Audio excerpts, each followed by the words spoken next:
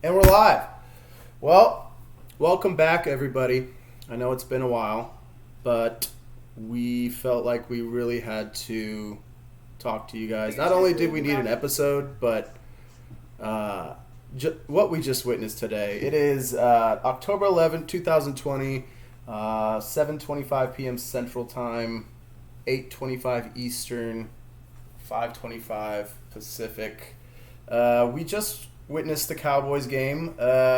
You have myself here. It's Andy Yeager, as per usual, and then coming out of the Big Apple, we have the great Jose Granados. That's me, Jose Granados. He, him, his. Coming in from the Big Apple area, Metroplex. Amen to that. We might have Kellen showing up here later. We'll see. It's TBD on that. Who knows in this day and age what might happen with him. So we'll just start off right away with the Cowboys game.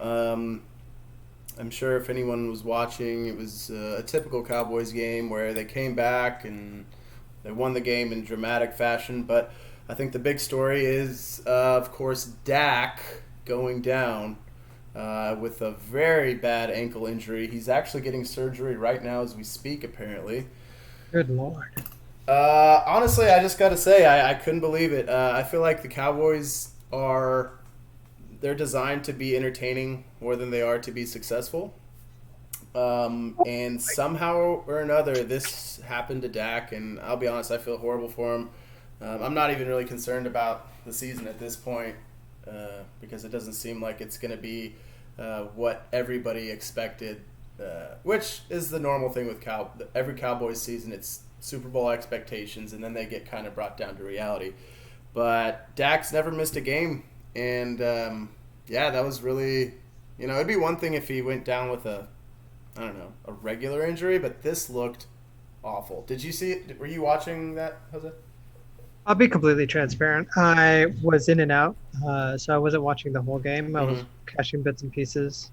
Sometimes through windows and stuff of restaurants. But I didn't actually see the injury. But it's probably good that you don't. I actually just pulled it up and watched it while you were describing it. And my God, that is very gruesome. Quite frankly, it's one of the grossest injuries I've seen. Yeah, you knew it was bad when basically he's down and you don't think anything of it, I guess, watching TV. And then all of a sudden he's just immediately like calling for the doctor. Like it was within moments he was calling over the team medical staff. And, it's heartbreaking. It's like as if 2020 couldn't be bad enough, especially if you're a Cowboys fan. Yeah, I'm gonna throw up. I'm rewatching it again right now. Yeah. But like, if you like looking back on it, and like whenever I don't know what it was like then, but like on replay, if you know that you're supposed to look for something, you see it immediately. You're just oh man, that is not supposed to turn that way. Oh my goodness, yeah. And I mean, as he was laying down there, I mean, the camera was zoomed in on it as he was laying down, and all of a sudden you look at his ankle and you're like, oh, that's a 90-degree angle, isn't it?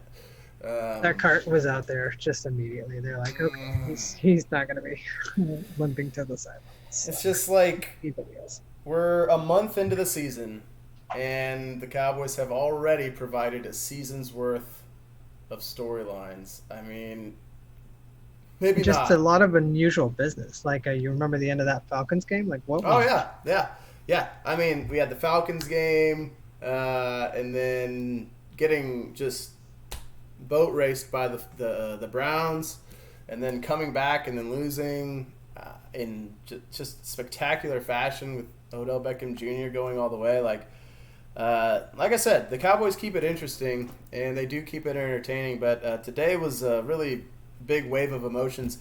So obviously, with Dak now, it's a weird situation because obviously he's on the franchise tag. You wonder now. Obviously, I guess we can expect he's out for the season. I would assume so. I think it's safe to say. I mean, out for the season in his franchise year. I guess that's a good reason why they signed Andy Dalton. I mean, he was a starter just a year ago. He took a team, the Bengals, for crying out loud, and Andrew, if you're listening or watching, sorry, but he's a diehard Bengals fan that I know. He's a diehard SportsWave fan. Yeah, well, he might be if he's tuning in right now. But yeah, so I'm glad that they were able to get a good backup, and honestly, like last year when we had Cooper Rush as our backup, or as a Cowboys backup. God, I sound like a homer, but I'm transparent, whatever. We had Cooper Rush last year, and there's no way he'd be a starter on any other team. Andy Dalton legitimately could be a starter on other teams, and honestly, once he gets a hang of it, this offense is really good. So I still don't think the Cowboys are going to be anywhere near what their expectations always are, but I think they're in decent hands, I guess, with the backup. But Dak's future now is in complete uncertainty. Right. This reminds me of, you remember that season when Romo went down and that came in? I think it's going to be like that. Yeah. Serviceable at best and maybe not so good at worst. So. Yeah, with Dalton's experience, I think he'll be composed and he'll be able to run the offense, especially with the weapons. The thing I think he lacks with Dak, besides like leadership and all that, like it is the physical, or not the physical, the running ability, meaning right. Like getting out of the pocket. Not a dual threat. Exactly, not a dual threat. Not really, at least. I mean, I'm sure he can move a little, but not like Dak could. As we were watching in the game, he was fighting for some of those first downs. He scored a touchdown. He caught a touchdown. How crazy was that? Did you see that play? I did not. Okay, so basically, you can watch it on the highlights later, or you can watch it now if you want. But basically, it's a Philly special, and he hands it off to Zeke. He runs out for a pass, and then Zeke hands it off to, what's the guy's name? That number 11 unknown receiver guy. I know his name, but I can't think of it right now. And he throws a touchdown pass to Dak in the end zone. It was exactly like the Philly special, essentially.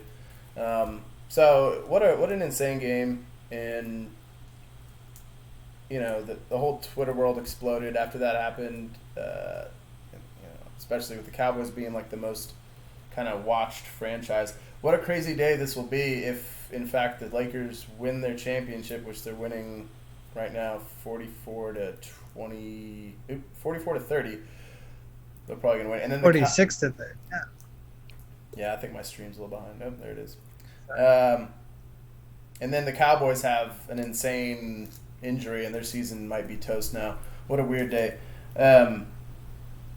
Yeah, I mean, beyond that, the NFL has been interesting, to say the least, I guess. If you factor in COVID, I think everybody thought the season was going to happen.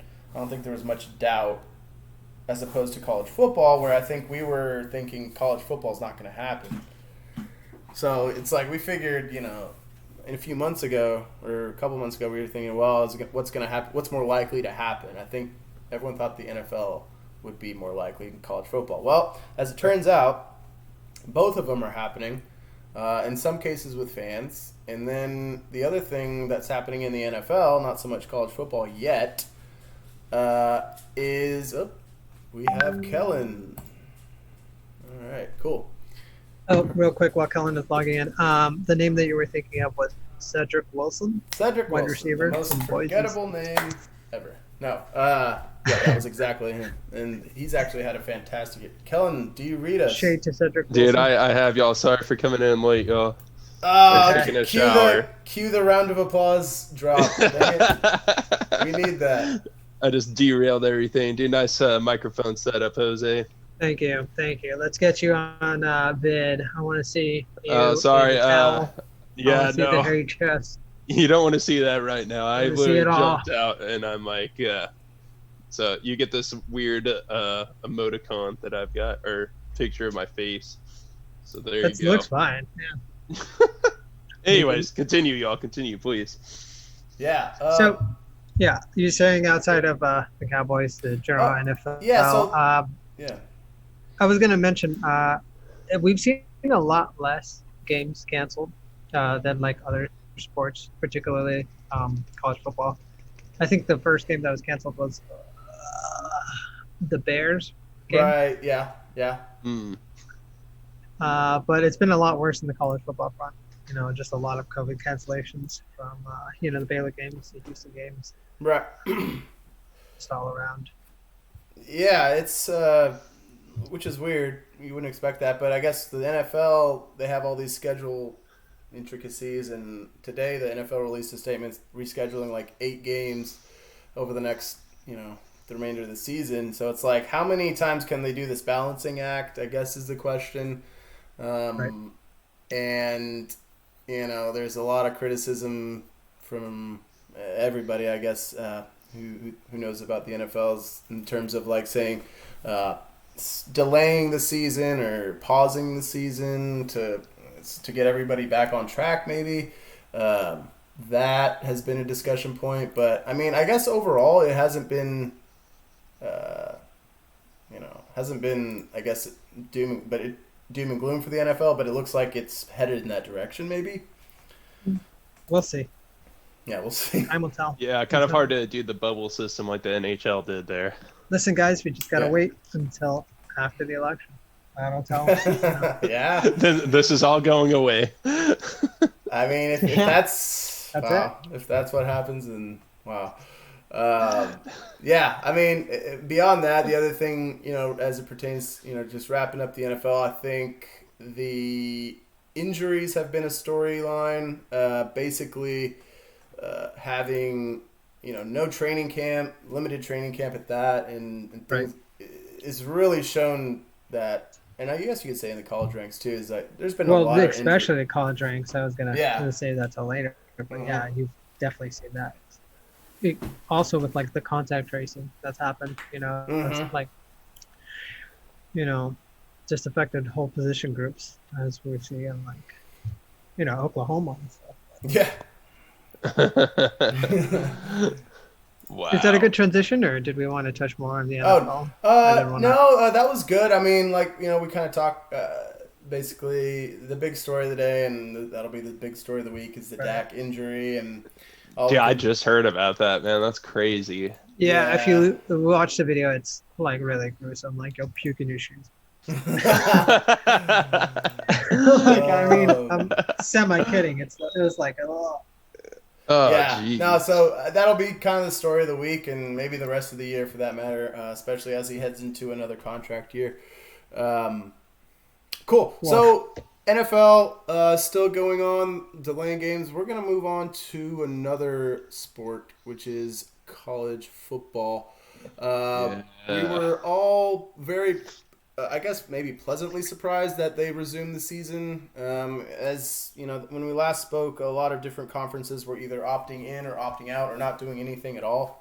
Right. Big Ten, for example, preemptively said that they weren't playing the season, and then when SEC, Big 12, and the other conferences, ACC, right? They all basically said we're playing. They came back on and started playing. So the season has kind of started, I guess, in the last few weeks, and we've kind of fast forward into conference play in a lot of the cases. Right, and many of them started just with conference play, like the SEC, just kind of just went into it and stuff instead of having like out of conference play, really. But yeah, it's kind of starting in earnest here within the next 2 weeks. The Big Ten is going to join in. And then, a week after that, or a week or so after that, the Pac-12 will join. So by this time next month, we're going to be in it, boys. By November 7th is the date that Pac-12 is projected to start, I believe.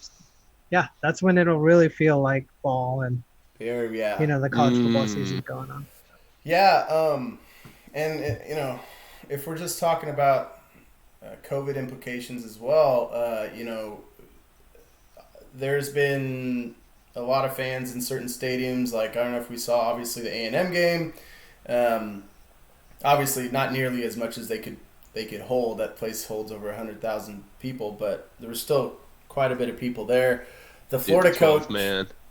Yeah, the Florida coach, it's escaping me, Jose. Dan Mullen. Yeah, he basically said after the game, because Florida just basically they opened up sporting events to full capacity now. Oh, I heard about that. And so he's saying basically fill the stadium up. That's what he said after the game. Yeah, because he was saying the Texas A&M game, like, audience was a factor. You know. Yeah, a lot of them, from what I heard, there were people from the top who basically moved down to the bottom. So regardless, that's another weird wrinkle, and I guess you could expect, depending how things go, I guess, who knows, but you can expect other colleges to follow suit in some way. I guess it depends on especially the region. Florida. So. Well, yeah, Florida, of course. Florida State, Miami. Yeah, they're all UCF, gonna follow USF, suit, and then FAU. And so, now I will say, I mean, COVID aside, I definitely, looking into the season, one of the things I truly was gonna miss was the fans. Yep. And just thinking about games that we watched in the past, obviously I know different time, but like that was one of my favorite things, especially an SEC crowd or a big. It's just everyone's there, and it's loud and it's just part of the game. I love it because I love the art of the silent count when you're on the road, like just because the crowd is so loud. And I was, obviously I was ready for anything for this year, especially with the NFL, but they've been playing with no fans, so I was kind of ready for it. But yeah, I mean, who knows? I mean, by the end of the season, there probably might be fans. I don't know. It's weird. Well, yeah, and I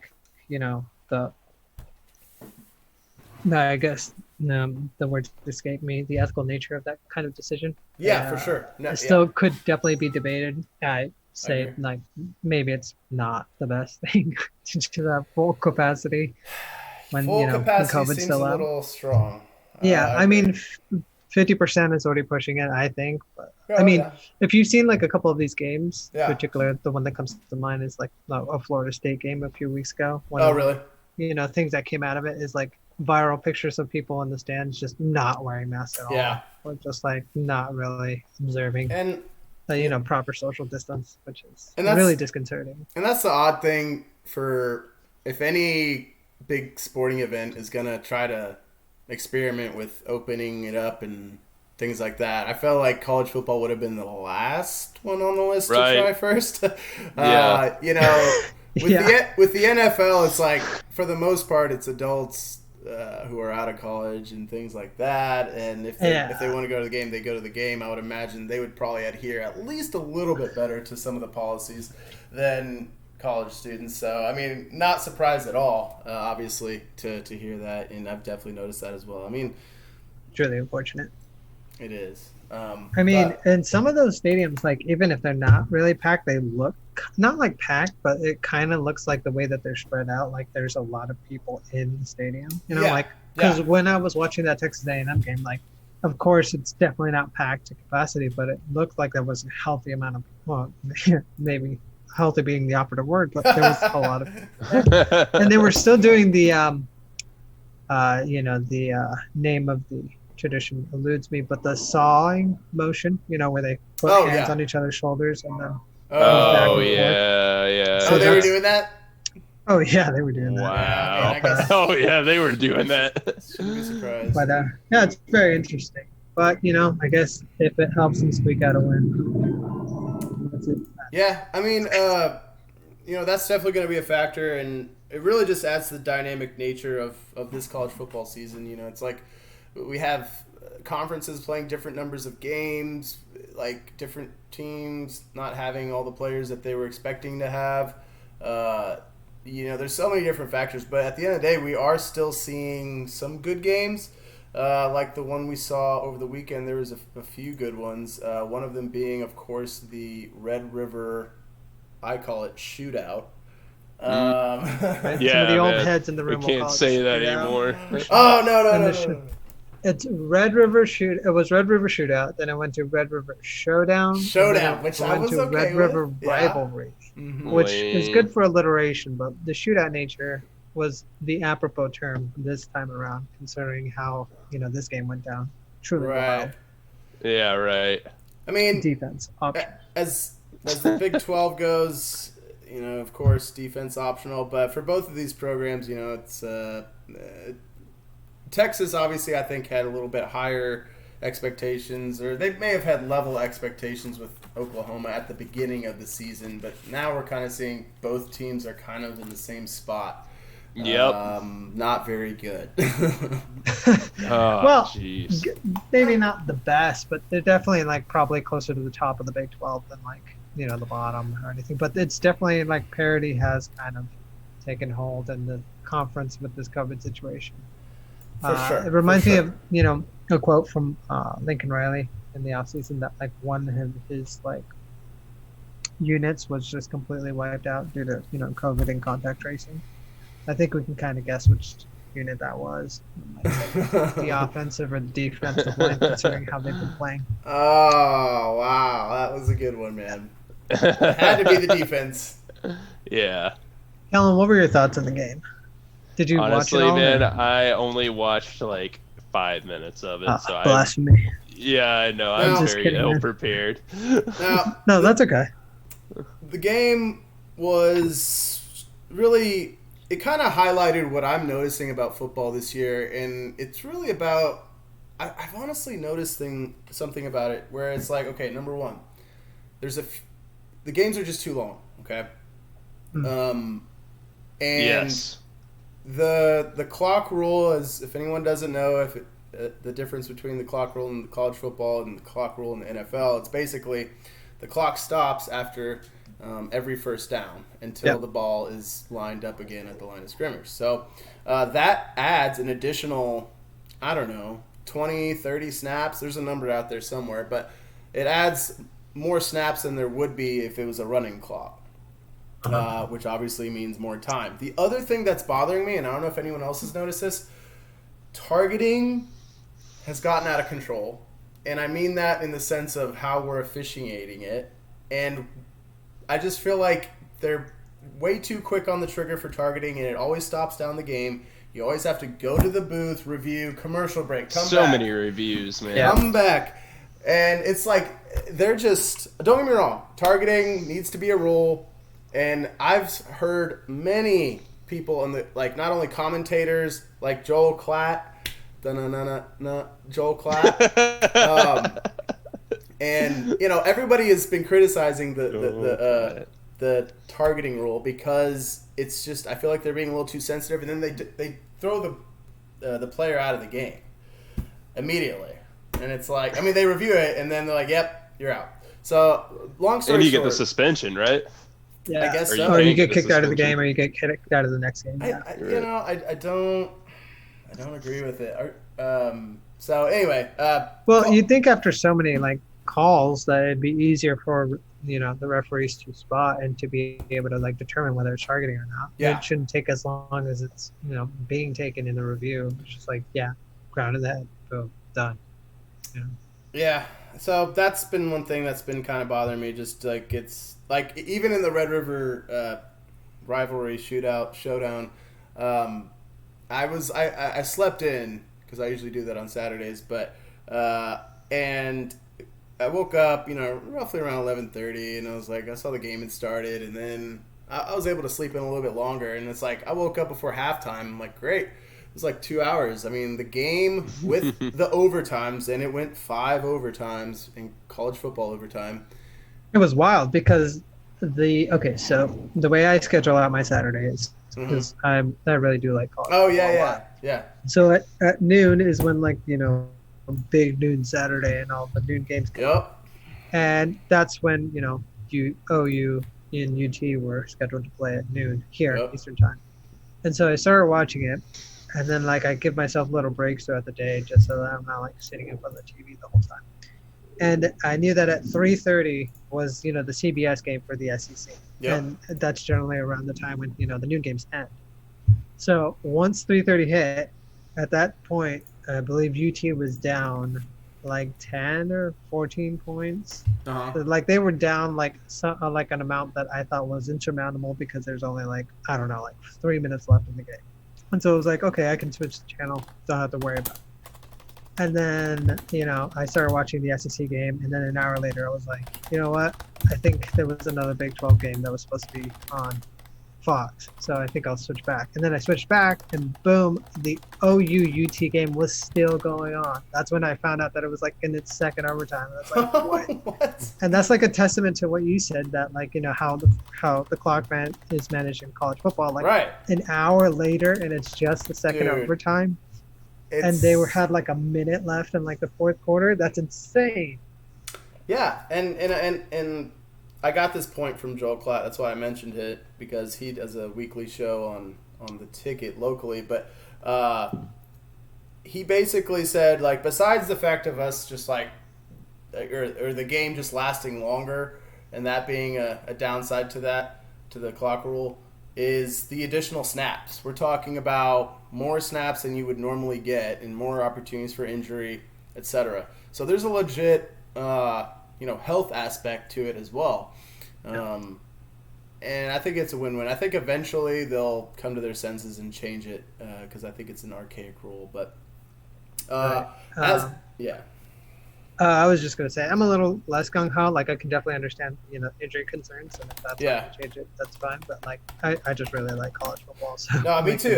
And honestly, there is, and that's the other side of it too, because just as we saw in the OU Texas game, no lead is safe no matter what. Like, seriously, like, you're always in the game no matter what. That's why you'll see, blowouts a lot of times in college football. Not because, of course, like Alabama would definitely destroy East Tennessee Tech 62-3. But it's more so, it's like they want to make sure there's no possible chance, and you have to do that by running up the score, I think. Right. Texas is not back. You heard it here. So, like 14th. Yeah, let's talk about that for a sec. I think OU is in a transition year. So if any opportunity to kind of win a Big 12 championship, I think it was going to be this year for Texas. I think a lot of people thought that this is and they are a pretty decent team.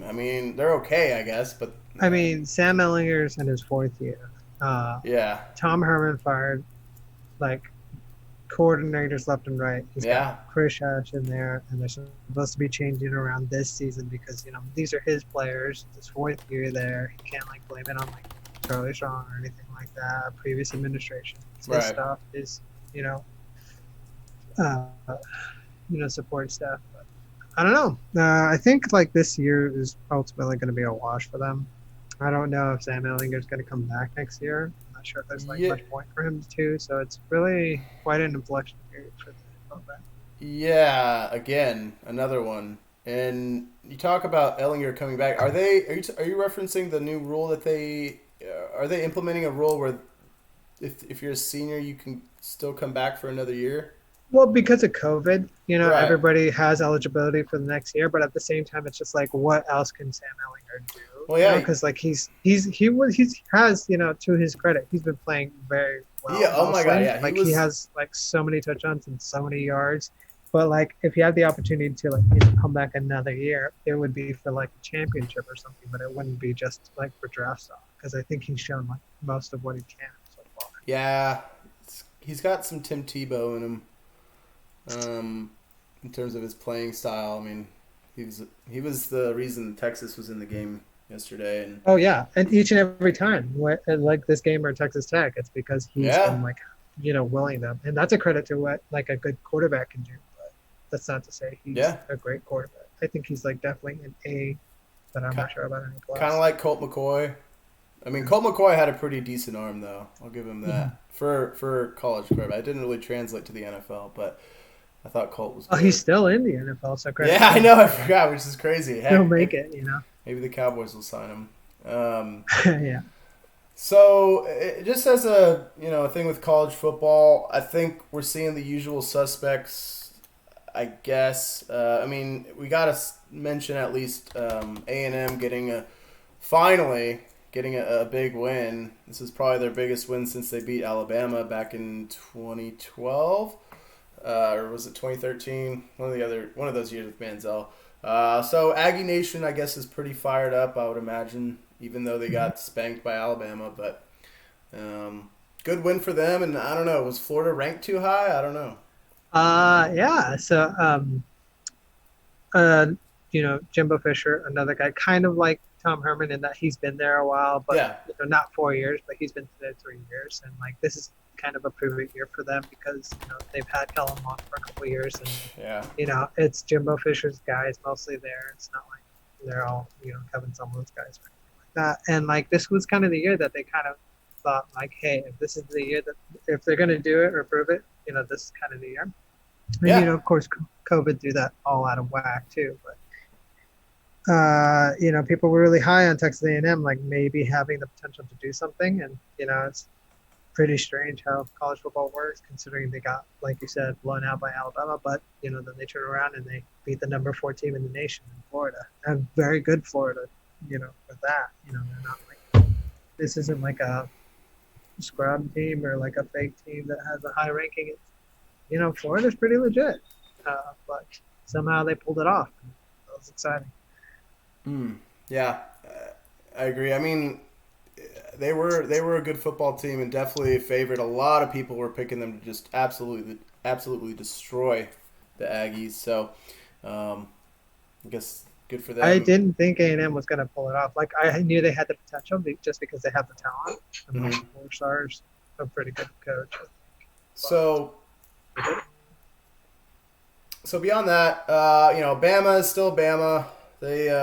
They went and beat Ole Miss, which again Saban. That was a shootout. That was a good game. I was actually doing some work here on a Saturday night, just having that in the background. Literally, it was company man. I know, but for every drive was a touchdown there, and it was pretty entertaining for the most part. And honestly, at the end of the day, Bama proved that they're better, and then Saban also is undefeated against his former assistants. That's one of the 21-0. Yeah, I saw that one. That was crazy. Yeah, that's one of my It's one of my favorite stats. Is because I was watching this game and I was like, no way is the lone Saban disciple gonna finally beat the master. I was really hoping for Ole Miss. And Lane Kiffin, credit to him, he put up, credit to Ole Miss. They put up a hell of a fight, and they were close. They had that onside kick. I'm not sure if you guys. And the kicker almost had it. He was so close. That was like a perfect bounce too. I know, it was great. There's been so many good onside kicks lately. And once it kind of went down a little bit, just due to silly mistakes, you just kind of knew that it was no man, this was a tit for tat. Whoever got the ball last was gonna win. And if you can't score, then that's it. That's just the whole. That's the only difference. How these teams are playing. It was high scoring. Great. I love that. That was good. Wow. Yeah. No. They're probably still gonna be there. Clemson, you can expect them to be there. They had a big win. Oh yeah, they beat Miami. Miami just kind of it was exciting there for a little bit, but it just kind of proved that there's a huge difference in depth. Just Clemson has a lot of great players, and Miami, they had a chance there at the beginning. Yeah, they sure did. They really did, but that's the thing. The good teams usually kind of they prove themselves at the end of the day. So we'll see what happens. One dark horse that I'm looking at is Iowa State. I really like Brock Purdy. I think he's been. I think he's going to be a first round talent for a quarterback. He's really clutch for that team, and I don't know, something about Iowa State, especially when they had those blacked out jerseys when they were playing OU and they beat them in that really awesome game. I just like Iowa State. I don't know. I want to see a new face, like Kansas State as well. They're doing pretty decent right now. So the Big 12 could be, maybe it's going to be a year of parity in the Big 12. Maybe we'll see somebody else at the top. I'm glad you brought up K-State and Iowa State, the two states. Yeah.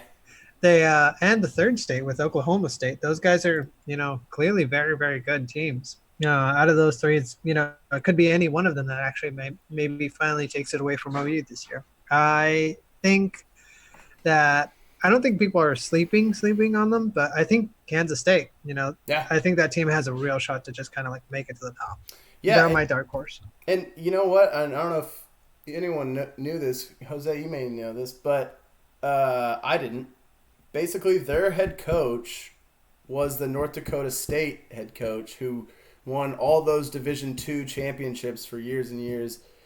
Just literally, I don't know. I didn't know. I had no idea that guy, the architect of that North Dakota State dynasty, moved up into the Big 12, and he's doing pretty good. Yep, and credit to Kansas State for finding him. Yeah. I mean, of course he was always there, but like people had their doubts about his work translating to quote the next level. But like, I think Kansas State was one of the perfect places for him to land. Yeah, that and like a huge like program, like I don't know, like maybe Texas or Alabama or something like that. But Kansas State is like they're going to take the risk, and they also have like maybe untraditional like recruits there, just because they're a smaller school. And, like that's perfect for a guy with those kinds of talents. He's a great coach, I think. Yeah, and honestly, as we wrap up college football, I want to talk about. I'll just throw in there, since we were just talking about North Dakota State, Trey Lance. Another, he was supposed to be the current North Dakota State quarterback, but he has already opted for the NFL draft because of COVID and everything else. So he's projected to be a top pick as well, and I didn't know about him earlier. All I knew is that he recently opted out of the season and is opting in for the NFL draft, and there's a lot of retweets and stuff like that. Cool. College football is back. Hopefully it remains. Real quick, we're going to talk just a second, touch on what is happening right now as we speak as the NBA Finals. The bubble has lasted quite a while. I've honestly lost interest ever since the Mavs got kicked out, but I guess what is happening is what a lot of people expected, which is the Lakers more than likely about to win their 17th championship. Oh, yeah, they are well on their way. It's halftime, and they're up by, I believe, like 28 points. It's pretty Yeah, crazy. I guess they decided to show up instead of if you remember last game, they decided to wear the Black Mamba jerseys, and Anthony Davis, he even spray painted his shoes gold. And of course, that came back to bite them as the Heat beat them in Game 5. So, honestly, not too much other than, of course, the Lakers won. It's LeBron and Anthony Davis. I think this will be one of maybe 2 championships they win together, but not many. The NBA is getting the NBA is catching up, and we're starting to transition to a new era of who's going to be the next dominant team. And so, no surprise, I guess, for me. I mean, I'm a big basketball fan, but I'll be honest with you. With the Stars run, which we're about to touch on here, and the Mavs kind of going out in the first round, I never really got too much into the NBA Finals just because I don't know if it's the bubble aspect or I don't know. I feel like these guys have been there for a long ass time and they definitely want to go home. But yeah, I imagine that has a lot to do with it. But like closely related to that is just like how COVID has thrown everything off. Everything's been like pushed back. It's kind of like it's not weird to have basketball on right now, but we'd be usually seeing this in June, and that was like 4 months ago. Yeah, and not competing in October, and now it's the finals. Yeah, in all seriousness, in all reality, like these past few months for sports have just been insane. We've just been like drinking from a fire hose, essentially, with all the sports. And there were, in some cases, all of them going on simultaneously at the same time. Yeah, there was that one day that, all, like you said, every single major sports team was playing. Including even the WNBA. I mean, we had it all covered that day, which is awesome, But I even got to the point where I was just like, okay, I need a break from sports. Like, this has almost been, like, too much. And I never thought I'd say that. But, yeah, I got to crack up in this John Steinbeck book. It's time for something else. Dude, yeah. So anyway, NBA, the bubble's been fun. LeBron's gonna get another ring, and we can all debate if he's better than Michael Jordan at another time. Okay, so something that definitely happened since our last episode that I think I don't even remember. When episode 10 came out, this may have been at the bottom of the Stars season. Maybe I think they were just getting into the bubble. But yeah, it was something like that. The Stars definitely surprised and shocked a lot of people by going all the way to the final. The stars almost aligned. Wow, that was a good one. I'm glad you brought that one up. That's a good headline right there. Yeah, so it was a good run. Basically, they lost to Tampa in 6 games. Tampa was a lot of people's pick to go all the way anyway. Not one person, and I can guarantee you, I don't even know if anyone in Vegas would have even bet, even the most diehard Stars fan would have bet that the Stars got that far. So I want to talk just quickly about that run. So Kellen, you're arguably one of the biggest Stars fans in the group. So what was it like for you, and how did you see the run in your eyes? Dude, it was amazing. I honestly believe that that the Stars could get to the Western Conference final, and that's something that we've been talking about for a while. It's like, I feel like we were talking about, like, let's get to the Western Conference championship, right? I think that's like one of the biggest goals that we've been setting for the Stars thus far.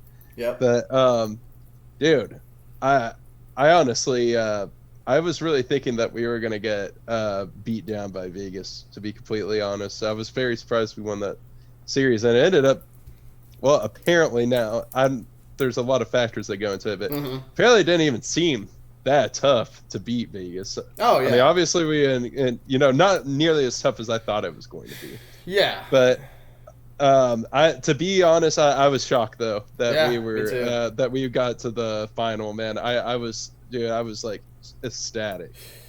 Yeah, I think after they beat Calgary, which Calgary was kind of wasn't the greatest team. We definitely had a favorable matchup, I thought, in the first round, and so getting past them, and I think the Colorado one was the one I was like, yeah, all right, oof. Well, it was a fun ride.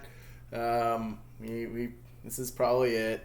See how many times NBC could talk about McKinnon, which was a huge factor in the broadcast. I would like to petition the NHL for at least the Dallas market, because we have the best play-by-play and color commentary duo in the NHL, and I truly mean that based on what I've been hearing on NBC Sports, for crying out loud. Give us the TSN feed instead of that. But the local commentators should be able to also have a broadcast. But I understand how the national channels, conversation, right? They have to have. Yeah, they're gonna go for the biggest hype, man. That's what they always do.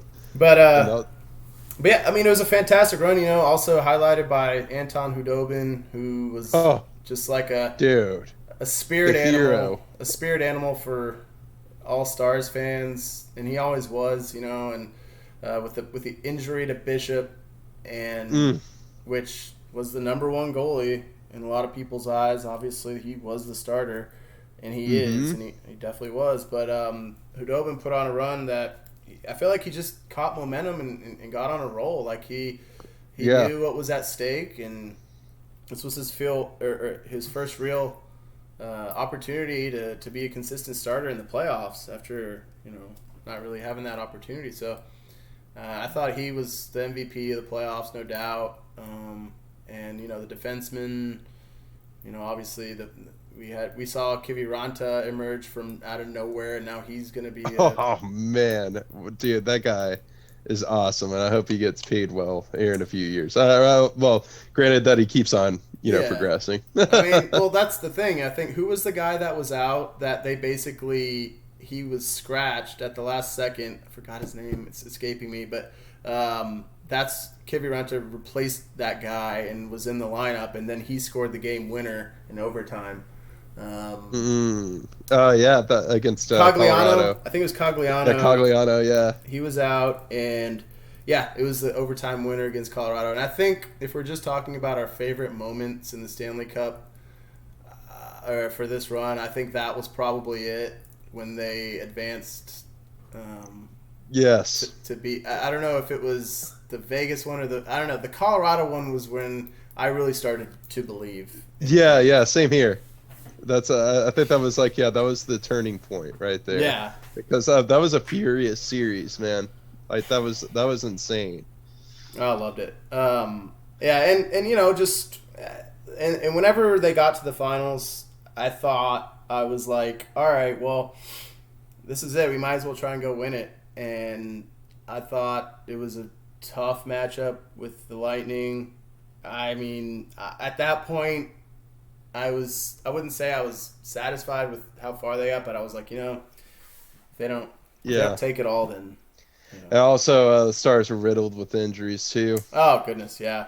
I mean, even Khudobin himself was injured playing, but we found out later. Yeah, and I mean, it's like Bob Stern was talking about it. I mean, this happens in every long Stanley Cup win or run that's been around. Like it comes with a price, and usually that check becomes due at a certain point when you've been playing not only so many games in a short period of time. I mean, factor in the NHL was ready to get out of the bubble. Yep, back to backs, man, in the playoffs. Back to backs in the Stanley Cup final also. Yeah, unheard of. Exactly, took the words out of my mouth. And that's wild. And so they were, and the NBA bubble is kind of doing that to a certain extent. But the fact of the matter is, these people have been in a bubble away from their families, etc. The whole dynamic behind that, and the NHL is like, all right, let's get this over with. Yep. And that was a factor too. But at the end of the day, let's go home. Honestly, yeah. At the end of the day, I think we saw a lot of people step up, and I think it saved Jim Nill's job. To be frank. Yeah, I think so too. And also, what do you think about Bonus getting re-signed, Andy? Fantastic. Or are they taking the interim tag off? Well, it's tough. Like honestly, I was thinking no matter what happens, he wasn't gonna be the head coach because honestly, I didn't think that was what he wanted to do, but right. I thought he was resigned to just being same here. I didn't think that's what he wanted to do either. That's why I was so I was like, well, but I guess he changed his mind. But and I think there's been recent interviews of him pretty much saying he's I want to be a coach and this is what I do and things like that. So honestly, if this is one of those igniting a fire and this late, obviously for him who's been around I think he's the first coach to coach in I don't know, it was 4 decades. It's some crazy number. Like he coached in 79. Like back in like the 80s and stuff. Yeah, the 80s, the 90s, the 2000s, the 2010s, and then now 20. Crazy. So I mean, in terms of my thoughts on that, I think, of course, I love Bonus. I mean, I think he's. I mean, I really can't say anything bad about him other than when he put Bishop in against. Was it Colorado when they got destroyed? Yeah. And re-aggravated that injury. Yeah, so beyond that, I thought he did a bang-up job, and if he's going to be this next the next permanent head coach for however long that may be, I say why not? Because he's shown that he can coach in extreme adversity. He can coach up players, young players, even when they're top veterans. Sagan, Ben. Aren't necessarily like, I mean, they had some good performances, don't get me wrong, but on the whole picture, they didn't perform as well as I thought they could have. And we're talking the two highest paid players on the team. Now, don't get me wrong, I thought they fought no matter what. Obviously, Sagan was dealing with an injury. Ben probably had something going on too, and I thought Ben really turned it up towards the end of the playoffs, and he's definitely our captain. But my point is, he can coach up players, and I think there's a lot of good qualities about him. I just also factor in that they've had 3 or 4 head coaches over the last 4 years, and I don't think this group has the longest window in the world. I think their window is still open, but it's closing quickly. I don't want them to have another. I mean, it depends how you look at it. They do have some good young players coming up. I will say that. Yeah, that's true. But my point is like I don't think you need another change in coach and philosophy and whatnot. Let's just roll with what you guys know, which is have some stability. Yeah. I mean, shoot, dude. Since Lindy Ruff in 2013, Lindy Ruff, Hitchcock. Yeah. Then you had what's his name, who's now in St. Louis. I can't think of it. Monty. Yeah, Monty. Yeah. And then now Bones. It's like, man, it's been unstable. Totally as far unstable. As coaching staff. And like I said before, this team, I guarantee you, if they would have lost in the first round, maybe second round for that matter, who knows? I swear they would have cleaned house. I think it would have been in the front office. I don't know. Maybe I could be wrong, but I'm just saying that was the mood. That was kind of the with all the different things that happened. But on the other side, I will say, just what a fantastic group that was able to persevere through coaching change, different swings in the season. Yeah, coaching change in the middle of the season, man, and for reasons that nobody even understands still.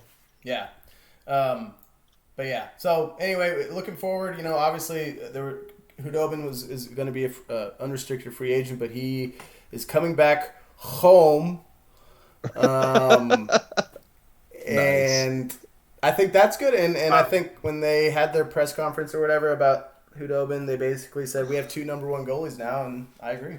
Yeah, it's true, man. I was actually surprised that he stayed at the Stars. And he said that the only reason that he's staying is because he believes that they can make another run. And I'm just like, all right, man. If you believe it, then I will too. Because I was really questioning what was going to happen after this playoffs because. The core players aren't getting any younger with Ben and Sagan, and but I think we're moving to a new era now. I think with Heiskanen, Fox, we just re-signed him. Klingberg, I thought he might be a free agent, maybe not. And then Hintz, who was also injured. I mean, and then of course Kiviranta. By a bad call by the ref. Oh yeah, that was horrible. Yeah, we won't get into that. Terrible, that was absolutely atrocious officiating that was in the Stanley Cup final. Yeah. Oh my God. Yeah, I know. So I mean, honestly, I'm just glad there's brighter days. I think for the Stars, we're in a good spot. We're in the middle of their prime. I guess you could say this group's prime, and let's see what they can do next year. They're bringing pretty much everyone back, and we'll just hope they get healthy enough to start the season. Sagan's the only one. It seems like that won't be. Yeah, I think that. Hey, you know what? Once again, it's a product of what happens. It's a casualty. Wait, really? Casualty of war. Yeah, he's like having to get surgery on a couple different parts, I think. Oh God, I didn't know if he was like a free agent or something. He was. Oh no. He's locked into a very long contract. Oh yeah. So yeah, I mean, we'll see. A lot of people are saying that the season will start January 1st. Yeah, that's very interesting and very strange. Well, I have a feeling what they're going to do is they're going to basically start with the Winter Classic, wherever that is. That'd be interesting. And that'll be kind of the kickoff for the season. Can you believe it's getting somewhat close to a year since the one in Dallas? That seems like it was a whole nother world and century ago. And it was it almost was. So they have less than 2 months of an off season then? It's basically already started. I mean, free agency is going on now. They just had the draft, and they're just going to be doing that. I mean, they haven't confirmed exactly when. I mean, but that's just what they've said. But yeah, there were some good runs in soccer though as well. If we're talking about awesome runs, with our final segment of the day, basically, lots of different stuff happened since we last spoke. Basically, Champions League got ramped up again, and then the EPL ended, and then also started back up again. Began like a few weeks later. Yeah. So, and as did the other leagues, Bundesliga. Everybody else is now on. And props to the World Soccer Federation, whatever it is, who got all these leagues in line, and now essentially. The way they handled it, which is perfectly, they are able to now resume how their upcoming season or this current season would have already been without any schedule conflicts, and wow. and being able That's amazing. to pack in the second half of their season in a very condensed time frame. So we'll kind of just start with the Champions League. Some may know that I am a Bayern Munich fan, and so just a little bit. You may know that about me, but yeah. So it was. They were definitely, I think, one of the favorites. I think you could also, as this new Champions League bubble, they were in Lisbon, Portugal, playing, and basically they had a bubble situation there with the remaining teams. I think in the quarterfinals, and so there were some good teams there. Bayern, Manchester City. Madrid, I think, was in there, Barcelona, but then you had some dark horses like Lyon, Atalanta, and the like. And so, basically, long story short, they changed the format for the Champions League. If some of you are familiar with how it normally is they used to have 2 legs for the quarterfinals, semifinals, and that always factored into the road goal as a tiebreaker and things like that. I really somewhat enjoy that dynamic, but it was all one and done it was basically knockout rounds for the whole tournament, which added a really interesting dynamic that I didn't even realize until like the middle of the tournament when I was following Bayern. So I think with Manchester City losing kind of early, I think that kind of opened up Bayern. I think they were one of the favorites anyway, and they just really dismantled the competition. I think the big win that comes to mind was the win against Barcelona, where they won 8-2, and that was, I think, once I saw that, I knew, this team is making a run. And having followed lots of different Bayern teams over the last decade, I guess you could say, this definitely ranks as like the best I've probably ever seen. Performances by Lewandowski, who scored so many goals and across all competitions. He probably would have won the Ballon d'Or, however you pronounce that. He probably would have won that, but they delayed that award for this year. They postponed it, so they didn't award it to anybody. But he won the best player in the Champions League. But led by him, guys like Serge Gnabry, who's really an up-and-coming German national team player. He was just fantastic in a lot of those games. You had Alphonso Davies, MLS product, starting every single game. You had just a lot of other Thomas Muller, Kimmich, a lot of the German national team players that you would recognize, all just stepping up. This is probably the most loaded Bayern Munich team I've seen in quite a while, and they've had a lot of disappointments. And for a team that wins the league, their domestic league every year, the Champions League, and I know this sounds snobby or whatever, because there's a lot of teams who die for a domestic title, but in the Bundesliga it's just different. And so obviously if they win a domestic title, nobody really even flinches. But Champions League was nice. Crazy, man. So yeah, no, that was good. But we are in the middle of the EPL starting up again, and we have, Kellen and myself both have our teams. Some of you know I'm an Arsenal fan. They're doing okay this year, but we have an Everton fan with Kellen now, and he's really turned up the Everton fandom recently, and turns out they're kicking ass. What can you attribute to Everton's early success? Oh man, there's the big transfers in the transfer window. Yeah. Allen, and also I can't remember the other guy's name because I'm a terrible fan. And they're really good in the midfield. Right. A lot of it just from Carlo Ancelotti, man. Just being able to pick up on these parts. I really wish Haas were here because he knows much more of the background on this. And also, a lot of these players were guys that used to play for him. Yeah. And I don't have, like I said, I'm still relatively new to the European soccer scene. No, so that's good. I'm still trying to figure, out all those ties and everything. So, but anyways, regardless, Ancelotti is really building this up. But another thing that's really helping push this thing forward is the coming of English and Everton homegrown Dominic Calvert-Lewin, man. This guy is... Yeah, I've heard of that guy. Yeah, he just scored first goal for England on his first call up to the English squad, to the first squad, which was massive and like kind of cementing it. And now it's he's like starting to become one of the most talked about in the English Premier League as far as strikers go, young strikers go, which is excellent for us because he has already 2 hat tricks this season. And has scored in every single game except for one in the how do you say it again, Andy? For the championship, for the FA Cup. What's it called? The Carabao. Oh, the Carabao Cup. Yeah, the EFL that Cup. was the only game that he hasn't. There was just one game in that he didn't score in, and every single major, Premier League appearance and also now international appearance, he scored in. It's absolutely insane.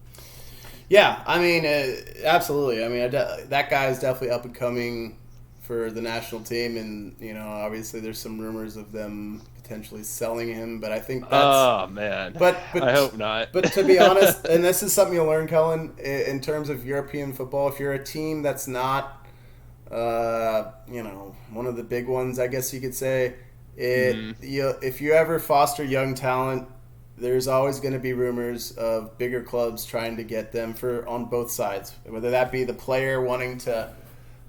they always believe at some point they're ready for the next big thing. For example, Kai Havertz was a star for Leverkusen in the Bundesliga. He's one of the... he's arguably the most up-and-coming German soccer player right now. And, there was rumors he was going to go to Bayern. That's usually the next logical step in any young German's career, if they're not already playing for Bayern, is to play for them.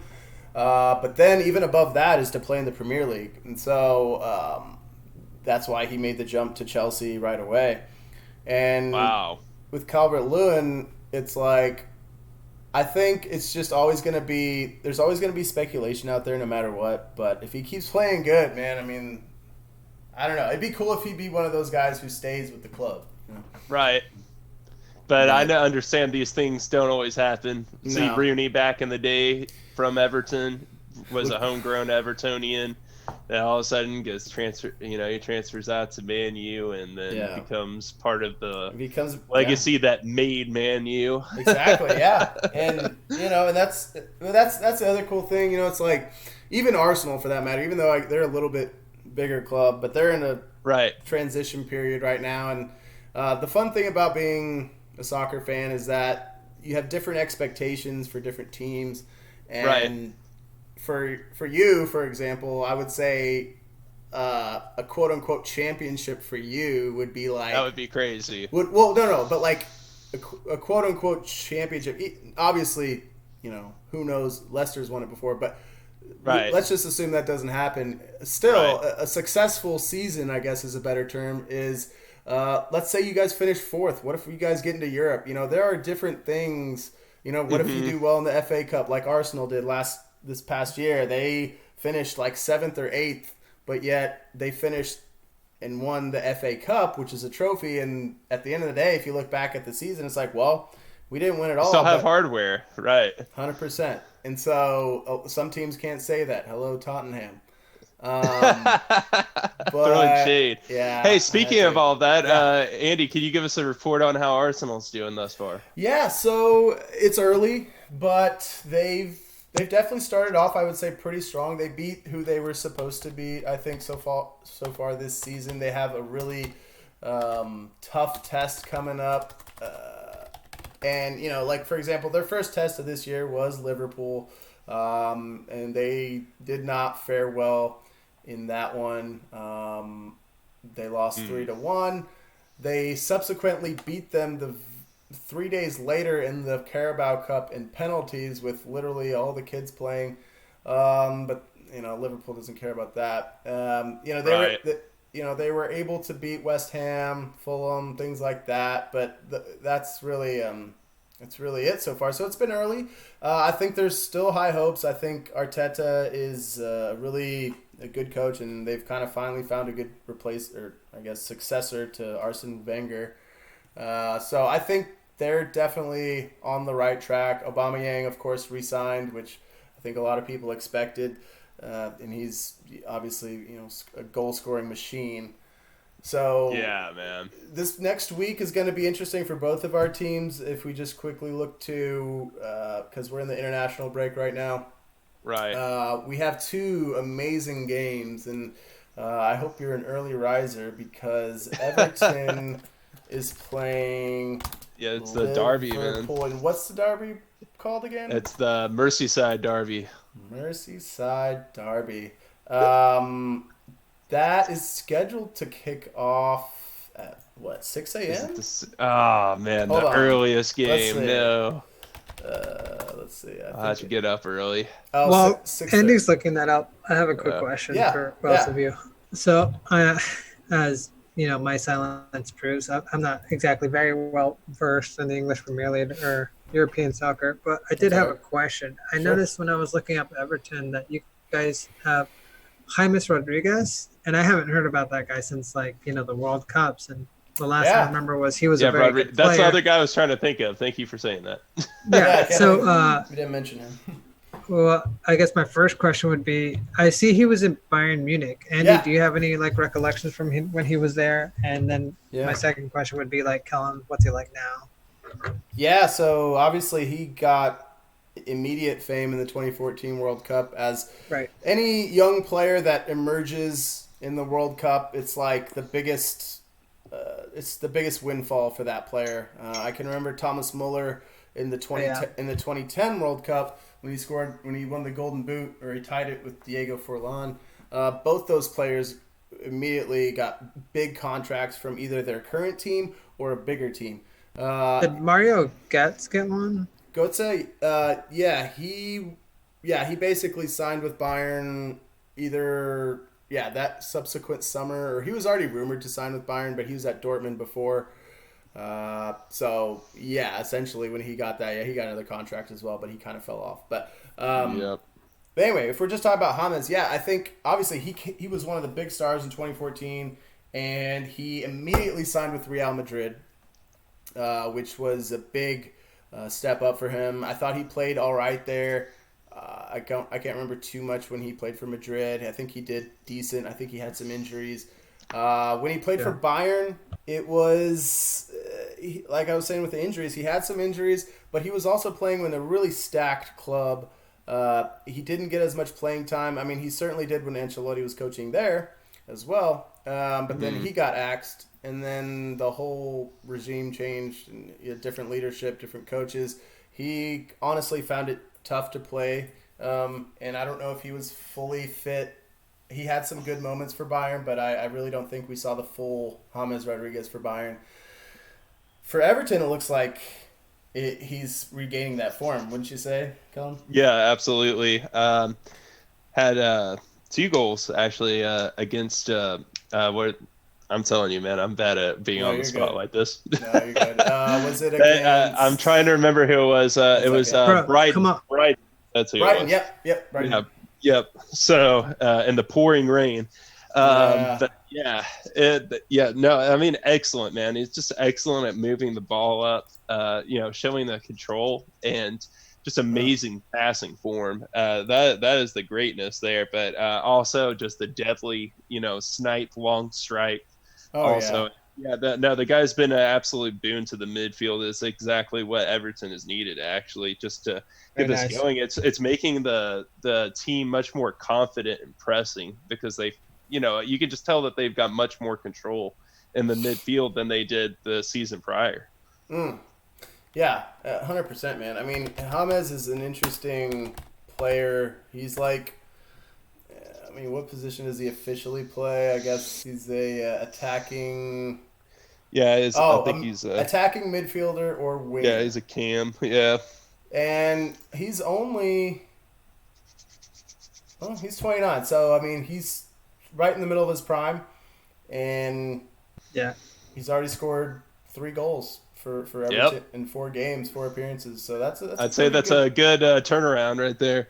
Yeah, I mean, he only had he ended up with 14 for Bayern, and then Madrid he had 29 in 85 appearances though. So that's he wasn't a goal scoring machine by any means, but at this rate he's looking really good. And for Everton, it's going to be really interesting if we just kind of wrap up soccer talk with kind of the table and what we see going forward. Obviously it's only 3 or 4 games. Some people played 3, some people played 4.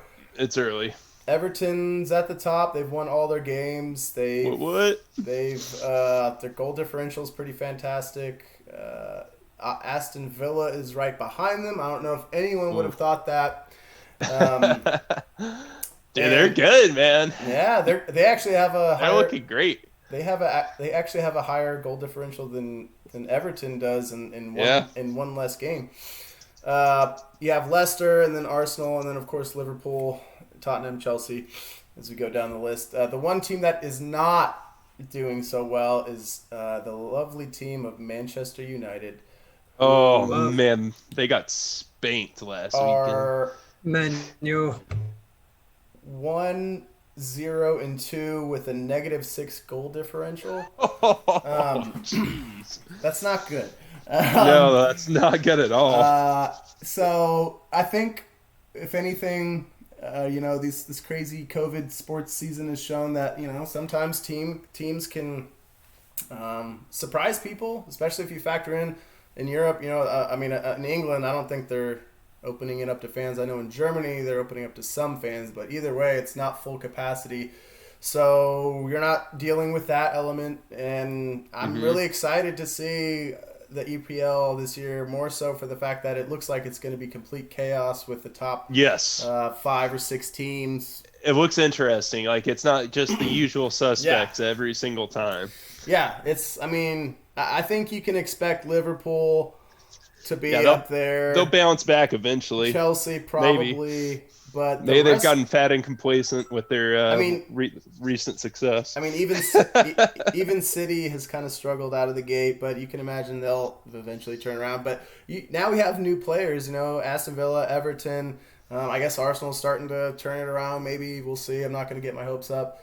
Even Leeds has 2 wins. Leeds United. Yeah, and they just got promoted. I definitely don't expect that to continue. The stick. Yeah, right. But yeah, no, exciting stuff with that, man. I mean, it's just we'll be definitely having some tea on Saturday morning.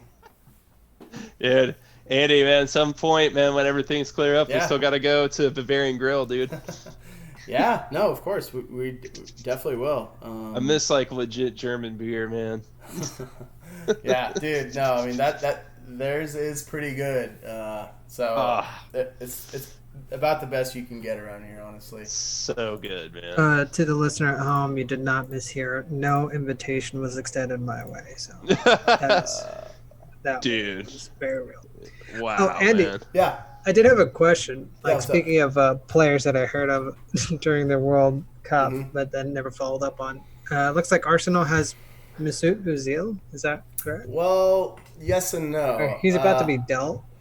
It's been a really odd thing with Özil, and even dating back to the 2018 World Cup, where he just really didn't play well at all. But then he was the victim of some very racist taunts and stuff. Not taunts, but just racist stuff from some of the German fans, I guess. And so that was a big deal in the World Cup. But anyway, for Arsenal, it's weird. He hasn't appeared in a game in a while. He's just been on the roster. They signed him to a huge contract years ago, but then with the new coaches, he's really never. I don't know what's going on. It's a really weird situation with him, and I definitely think he needs a scenery change. Even though I definitely respect the guy and definitely, I like him when he's playing well, but I've never really seen him play really well at all for Arsenal or Germany in the last 4 or 5 years. I think in 2014, when they won the World Cup, he was still pretty good. He was playing for Real Madrid at the time, but it didn't really carry over, and I'm not sure what's going on with him. I don't know if it's a mental thing or whatever, but he definitely needs a change of scenery. Yeah. Like I remember really liking him. Yeah. That was years ago. So. Time flies, man. 2014 seems like it was yesterday. Yep. It seemed like a whole different lifetime ago, even though it does seem like it was yesterday at the same time. Dude. Well, awesome. So that's going to wrap this episode up. Thanks for tuning in. I know the stream was intermittent at times, and we ended up actually just giving up on the stream altogether at some point during this broadcast, but next time we'll kind of work on our connection. I think there's somebody in this household playing Call of Duty that may have adversely affected that. Stay tuned for the next one. Stay safe. Can I say one more thing? Wear a mask. Yep. We forgot to touch on aesthetics, but I think we can quickly say that the aesthetics of every jersey that's ever been worn and the intervening time from our last podcast to this one has been beige. Okay. Yeah. Okay. Yeah, we'll have to touch on that. Let me see if I can think of one off the top of my head. I guess the Black Mamba jerseys. He did mention that. That's true. We fulfilled. Did y'all see Coastal Carolina's? No.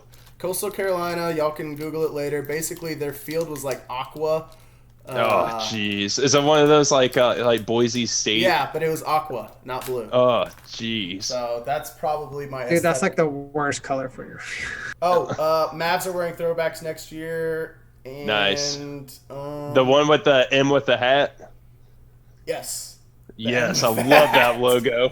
Dude, yes. I love that logo, man. It was so classic. Was the 90s. It really was. And there's a basketball in the background. It was so awesome. I love that. Like, I really like that look. The green and blue, it was awesome. Yes.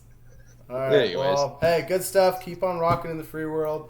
And, I guess we'll talk at another time. All right, that sounds good. See y'all. Eat vegan. Yeah. Oh.